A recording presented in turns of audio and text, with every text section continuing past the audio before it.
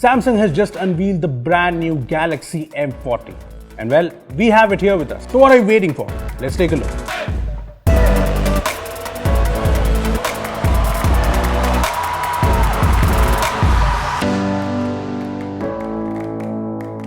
Hey guys, this is Rupesh from Beebom.com and this here is the brand new Galaxy M40.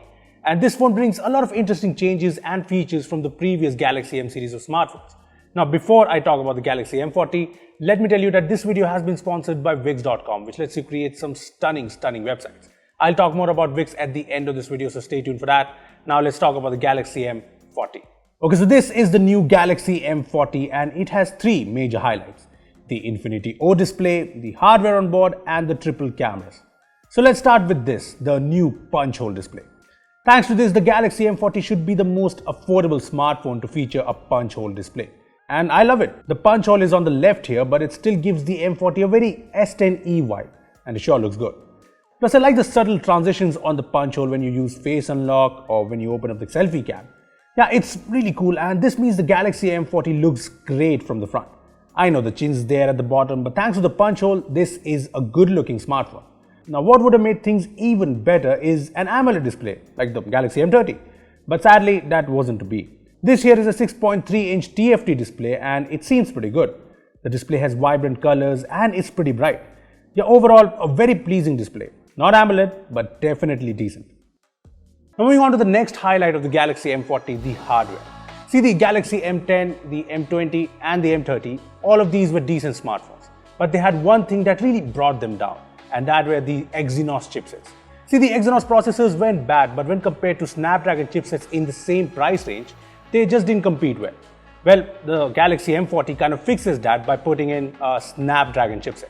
Let's take a look at what's under the hood of the Galaxy M40. So the Galaxy M40 comes with the Snapdragon 675 processor with 6 GB of RAM and 128 GB of storage.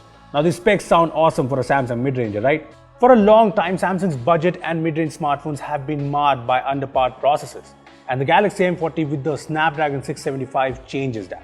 Check out the benchmark scores of the Galaxy M40. Now as you can see, these scores are on par with the Redmi Note 7 Pro, which is obvious because it packs in the same processor. But the point is, we finally have a Samsung phone that can take on the Redmis and Realmes out there. So yeah, I like this change from Samsung. Plus, it shows in the performance. So far, the Galaxy M40 has been smooth and nice for me in day-to-day tasks, which is great. But I know you're wondering about gaming on the Galaxy M40. Well, PUBG Mobile runs on high graphic settings by default and the gameplay is fairly smooth and nice. So yeah, good news for all you PUBG lovers. Even Asphalt 9 runs pretty smoothly on the phone. So yeah, with the Snapdragon 675, the performance definitely seems positive on the Galaxy M40. Moving on to the third highlight of the Galaxy M40, the triple cameras. And it's not the same triple camera setup as the Galaxy M30. These ones are an upgrade. There's a 32 megapixel f1.7 primary camera, an 8 megapixel ultra wide angle lens and a 5 megapixel depth sensor. Now I've been taking pictures from the Galaxy M40 and here's what they look like. As you can see, in good light, some photos turn out good, like this one, while some photos look oversaturated and a bit over processed.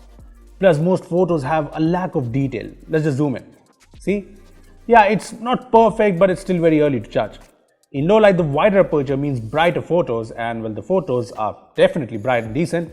But yeah, some photos do have a lot of noise and lack details, so there's that as well. I also took a few shots from the ultra wide angle lens, so take a look. Yeah, these photos don't have the best quality, but they're definitely cool. Lastly, the depth sensor is used for the portrait mode shots, and well, I took a few of those as well. And as you can see, it's decent enough, if nothing mind-blowing. Well, apart from that, I also put the Galaxy M40 against the Redmi Note 7 Pro for a brief test, so take a look at some comparison shots. Well, in these photos, the Redmi Note 7 Pro definitely seems to have the upper hand with better details and shadows. But yeah, sometimes the Galaxy M40 does bring up a surprise. Again, it's too early to judge and we'll be testing things out extensively in the coming days. On the video front, the M40 can record 4K videos at 30 FPS and here's a video shot from the phone. Well, the video isn't very stable since there's no EIS, but the quality seems decent. I mean, I did face some focusing issues, so yeah, it's not perfect. The 1080p video from the phone is a lot better when it comes to stability though. Moving on to the front camera, it's the usual 16 megapixel f2.0 camera and here are a few selfies from the phone. Well, the selfies seem pretty good, right? They're sharp and well detailed, so yeah, I definitely like the selfies from the Galaxy M40.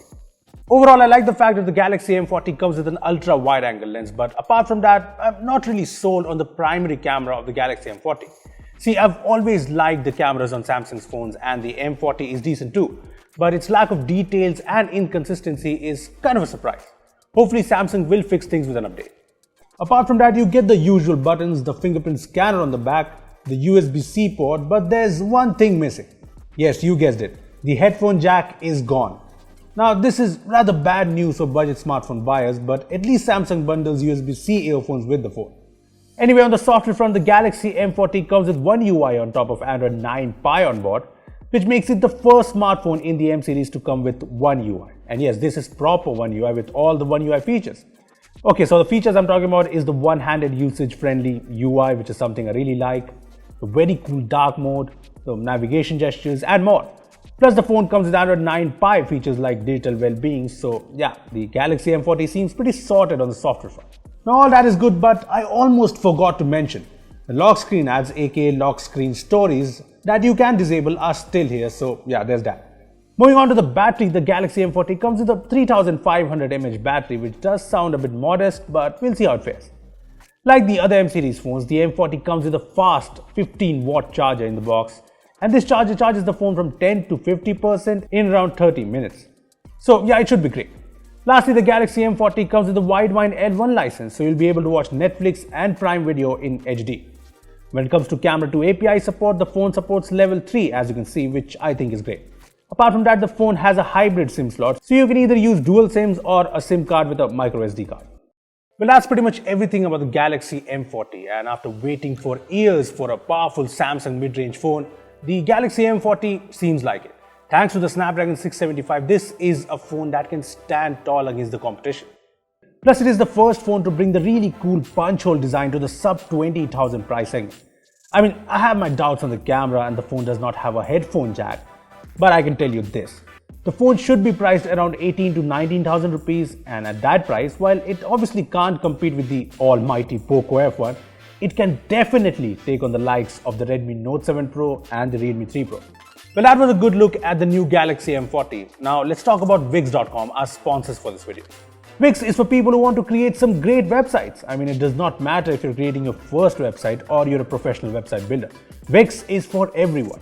I tried out Wix to build my website and I did a fairly good job in just a few minutes. With Wix, you can create a business website, a website for your online store, photography, music, events, blogs, basically just about anything. Plus, you get so many templates and advanced tools like Wix Videos, Wix Pro Gallery, Wix Bookings, etc.